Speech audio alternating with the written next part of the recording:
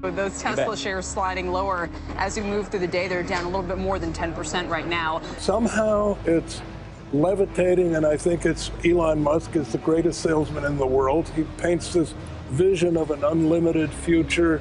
I think they're doomed. I'm skeptical. Private enterprise will not ever lead a space frontier. Tesla's a sell, sell, sell. You don't want to own this stock. You don't want to lease it. Heck, you shouldn't even rent the darn thing. It's an overpriced car company, and they have to become a car manufacturer. And becoming a car manufacturer is a lot more difficult than becoming a high-tech darling. Nothing's working. This is an allegory of the Titanic taking on water after hitting the iceberg and then tying up to a freighter that's going down. You know, there are American heroes who don't like this idea. Neil Armstrong, Gene Cernan have both testified against commercial spaceflight in the way that you're developing it, and I wonder what you think of that. I was very sad to see that, because those guys are, those guys are heroes of mine, so it's really tough. Brock, verify range go. Range green. The flight computer has control of the vehicle. A well thought out critique of whatever you're doing is as valuable as gold. When you had that third failure in a row, did you think, I need to pack this in? Never. Why not? I don't ever give up. I mean, I'd have to be dead or completely incapacitated. 8 weeks later, Musk bet the company on another flight. We have liftoff. And this time around, everything worked. Perfect. If that fourth launch hadn't worked, that would have been it. We would have not had the resources to mount a fifth. Successful entrepreneurs probably come in all sizes, shapes, and flavors. Some of the things I've described already, I think, are very important. I think really an obsessive nature with respect to the quality of the product. Really liking what you do, whatever area that you get into. Given that, even if you're the best, there's always a chance of failure. So I think it's important that you really like whatever you're doing. If you don't like it, life is too short. When my brother and I were starting our first company, instead of getting an apartment, we just rented a small office and we slept on the couch. We had just one computer, so the website was up during the day and I was coding at night. 7 days a week, all the time. You just keep going and get it done. You put $90 billion, like 50 years worth of breaks into solar and wind, to Solyndra and Fisker and Tesla and Enter1. I mean, I had a friend who said you don't just pick the winners and losers, you pick the losers. I'm available 24/7 to help solve issues. Right. Call me 3 a.m. on a Sunday morning, I don't care. We didn't just repay the principal, we actually repaid it with interest and a bonus payment. So ultimately, the U.S. taxpayer actually made a profit of over $20 million on this loan. Just work like hell. I mean, you just have to put in, 80 to 100-hour weeks every week. If other people are putting in 40-hour work weeks and you're putting in 100-hour work weeks, you will achieve in 4 months what it takes them a year to achieve. A natural human tendency is wishful thinking. So a challenge for entrepreneurs is to say, well, what's the difference between really believing in your ideals and sticking to them versus pursuing some unrealistic dream that doesn't actually have merit? Your product or service needs to be much better. It can't be a little bit better. I think my sort of drive to get it done is somewhat disconnected from hope, enthusiasm, or anything else. I actually just don't care about hope or enthusiasm, motivation. I just give it everything I've got, irrespective of what the circumstances may be.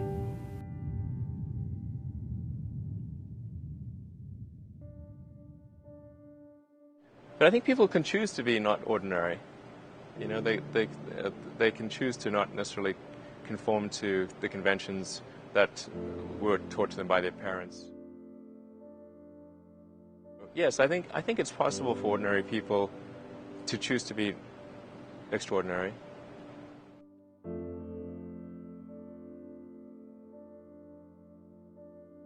I think also just don't be afraid of new arenas. You can get a book, you can learn something, and experiment with your hands, and just make it happen. Find a way or make a way to get something done.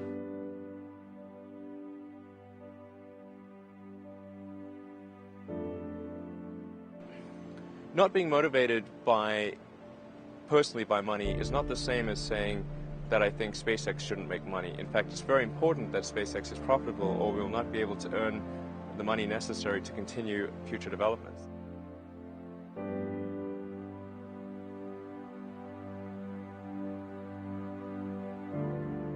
It's like the Nike slogan, just do it. That's, just showing up is half the battle. You got to try hard to do it, and don't be afraid of failure. You also need to be rooted in reality. So you shouldn't. It's easy to get high in your own supply.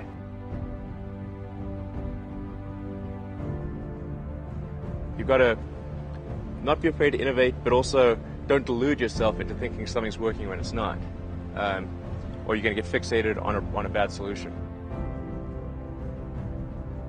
You go to the very basic laws of physics, the things which we believe to be extremely well demonstrated. In other words, the reason they call it a law is that no one has ever demonstrated an exception to that, ever. As Edison said, it's 1% inspiration, 99% perspiration. I think it's really a mindset. You have to decide, we're going to try to do things differently, well, provided that they're better. You shouldn't do things differently just because they're different. They need to be different and better. But I think you just have to sort of decide, let's think beyond the normal stuff. There's this great holy grail potential in the future. You have to stay grounded in the short term. So, because if you don't do things that pay the bills, you're not going to achieve the ultimate long-term objective. But it's nice to have that sort of holy grail long-term potential out there as an inspiration for coming to work.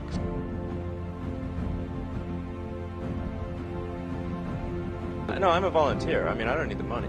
There's nothing. It's not like I'm sitting here saying, I wish I could buy such and such a thing. I could buy it. I get paid minimum wage, actually. I don't even get overtime.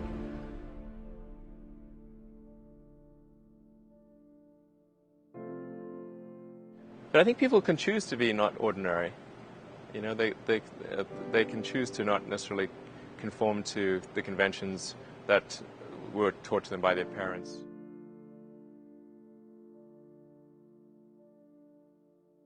Yes, I think it's possible for ordinary people to choose to be extraordinary.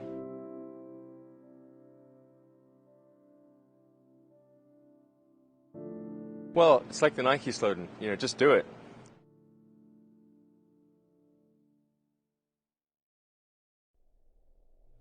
Definitely one of the best days of my life, and I think also for a lot of people here at SpaceX, it's the culmination of a dream. I messed up the first 3 launches. The launches failed. Unfortunately, the 4th launch, which was that was the last money that we had for Falcon 1, the 4th launch worked, or that would have been it for SpaceX. But fate liked us that day. The 4th launch worked. Today is the 9th anniversary of that launch. 3, 2, 1, 0. We're in stage 1. Liftoff indication. We have liftoff. It's a very emotional day, actually. Space operation confirmed. So it's about enabling the extension of life beyond Earth. Fundamentally, the future is vastly more exciting and interesting if we're a spacefaring civilization and a multi-planet species than if we're not. You want to be inspired by things. You want to wake up in the morning and think the future is going to be great. And that's what being a spacefaring civilization is all about. It's about believing in the future and thinking that the future will be better than the past. And I can't think of anything more exciting than going out there and being among the stars.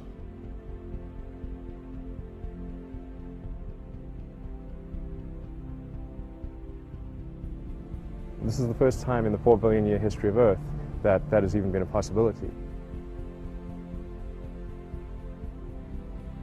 You can have big dreams, but you've got to have some sense of how you can make those a reality. You've got to make sure that success is one of the possible outcomes. Becoming a multi-planet species beats the hell out of being a single planet species.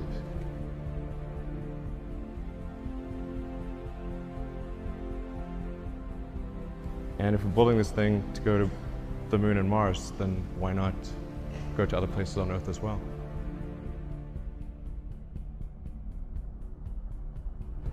You just have to sort of decide, let's think beyond the normal stuff. When you try new things, you try this idea, that idea, a large number of them are not going to work.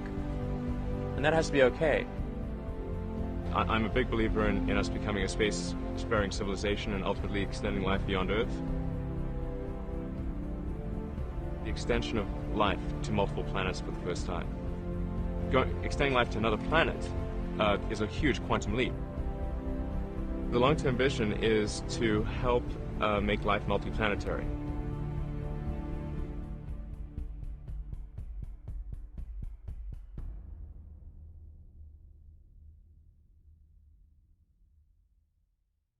Thanks to the hard work of basically, the SpaceX team, all you guys. I mean, that's really what got us to orbit there. And there are a lot of people that thought we couldn't do it. A lot, actually. But, as the saying goes, fourth time's the charm, right? I mean,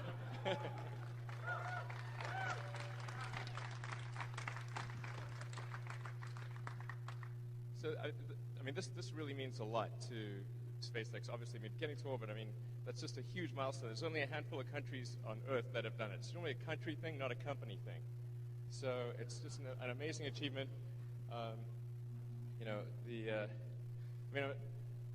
My mind's kind of frazzled, so it's kind of hard for me to say anything. But man, definitely, this is one of the greatest days of my life, and I think probably for most people here.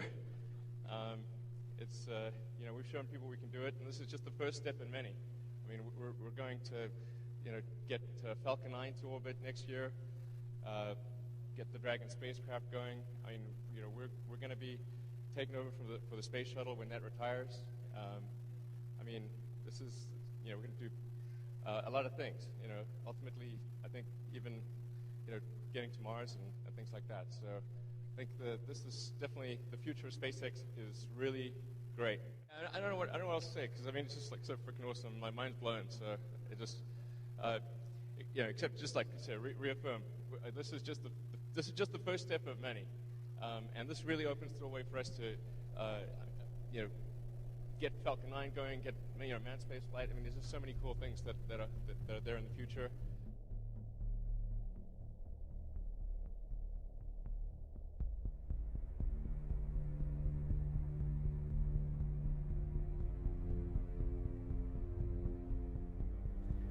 And I'm actually the chief designer of the rocket. I mean, I could tell you, I could redraw that rocket without the benefit of blueprints for the most part. Yeah.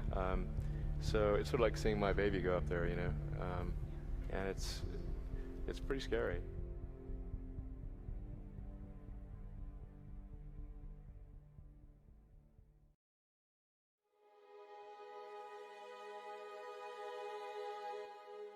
Like, there have to be reasons that you get up in the morning and you want to live.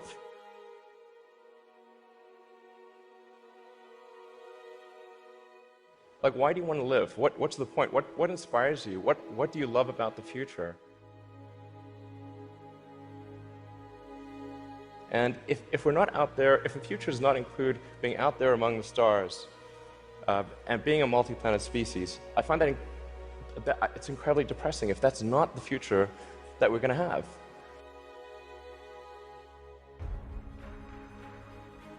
I think I look at the future from a standpoint of the probabilities. It's like a branching stream of probabilities, and there are actions that we can take that affect those probabilities. Becoming a multi-planet species and spacefaring civilization, this is not inevitable.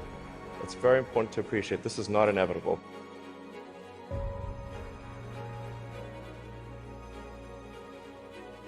If you look at the progress in space. In 1969, we were able to send somebody to the moon. 4, 3, 2, 1, 0. All engine running.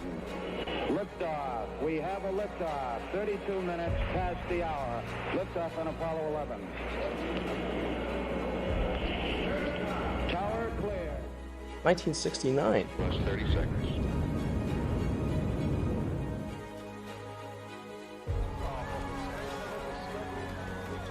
Then we had the space shuttle. The space shuttle could only take people to low Earth orbit. Then the space shuttle retired, and the United States could take no one to orbit. So that's the trend. The trend is like down to nothing.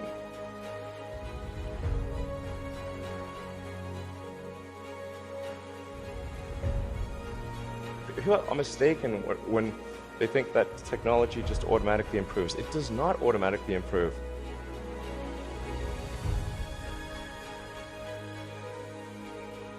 It only improves if a lot of people work very hard to make it better. By itself, degrade, actually. You look at great civilizations like ancient Egypt, and they were able to make the pyramids, and they forgot how to do that. And the Romans, they built these incredible aqueducts. They forgot how to do it.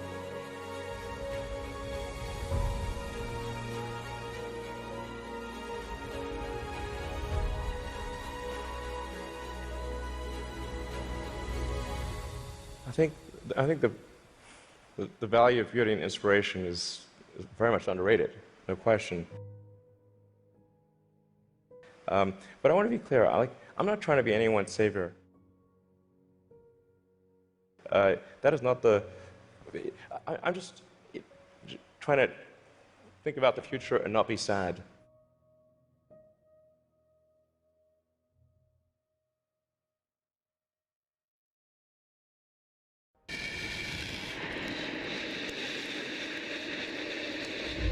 SpaceX has got 5,000 people, and I get a lot of attention, but they really did the work.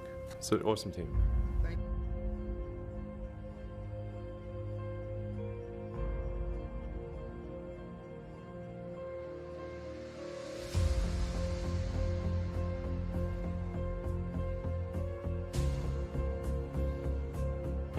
Seconds and counting. T-minus 15 seconds. Guidance is internal. 12, 11, 10, 9. Ignition.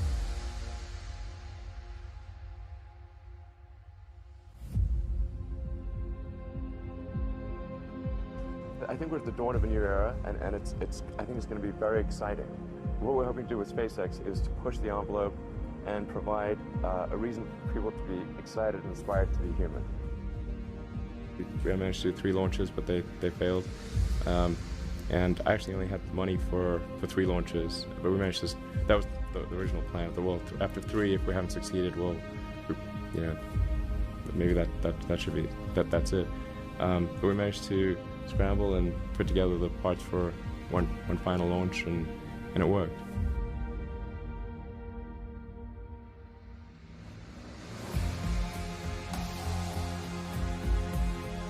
Every now and again, the most Grand Prix company wins. And I think this will be one of those times.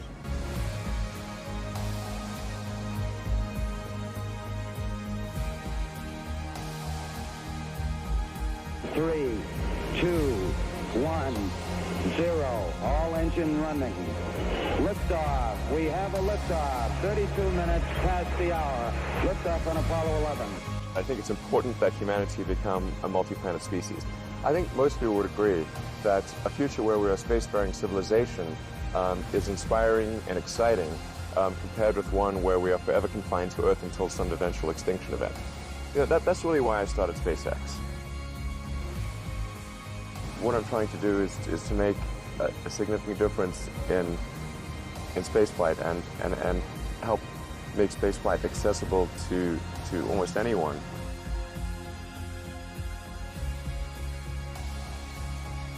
When something is important enough, you do it even if the odds are not in your favor. You know, there are American heroes who don't like this idea.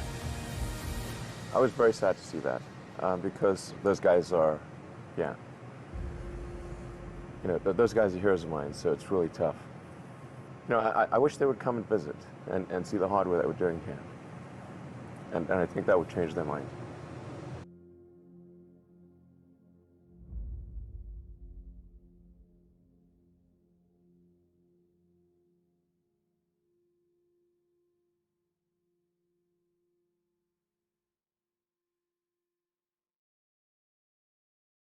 It's been 15 years to get to this point. It's taken us a long time. A lot of difficult steps along the way.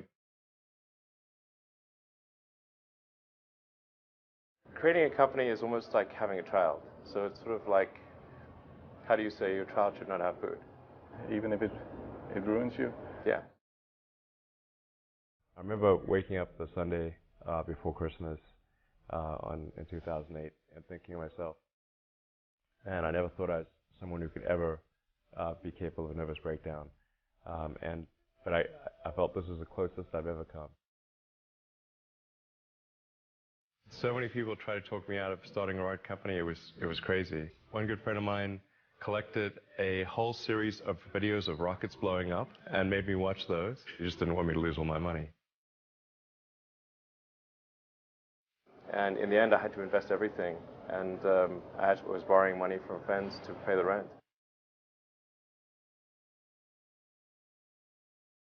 What we'd like to do is to establish a city on Mars and help make humanity a multi-planet species and a true spacefaring civilization. That's the ultimate goal. I'm not saying we will do it. I'm just saying we're going to try. You had that third failure in a row. Did you think, I need to pack this in? Never.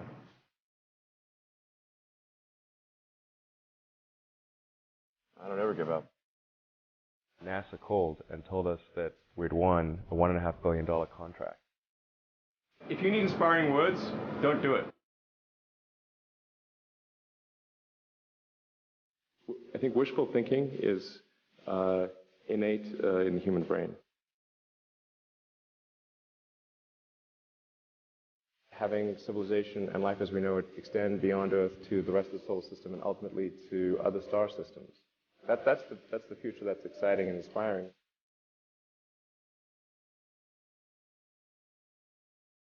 You need things like that to be glad to wake up in the morning.